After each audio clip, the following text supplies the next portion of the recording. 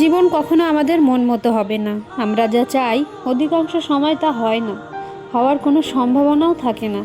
তবুও আমরা ভাবি, যদি এমন হতো জীবন, যদি এই মানুষটা থেকে যেত, কি এমন ক্ষতি হতো? যা আছে, যা পেয়েছি, তাতে আমরা সুখী নই। আমরা সব সময় ভাবি, যা পাইনি সেটা পেলেই আমি সুখী হতাম।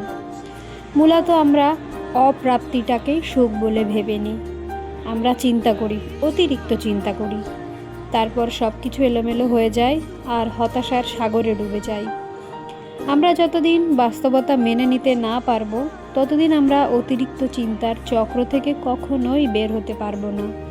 যা পেয়েছি, যা আছে, তাতে যদি আমরা সন্তুষ্ট হতে না পারি, তাহলে আমরা কখনোই ভালো থাকতে পারবো না। দুশ্চিন্তা আমাদের পিছু ছাড়বে না, হতাশা থেকে বের হতে পারবো না।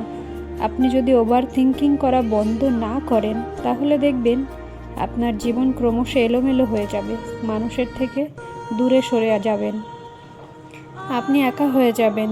তাই জীবনের ছোট ছোট জিনিসগুলো মেনে নিন, উপলব্ধি করেন জীবন। দেখবেন জীবন সুন্দর, বেঁচে থাকার মতো সুন্দর আর কিছু নেই পৃথিবীতে।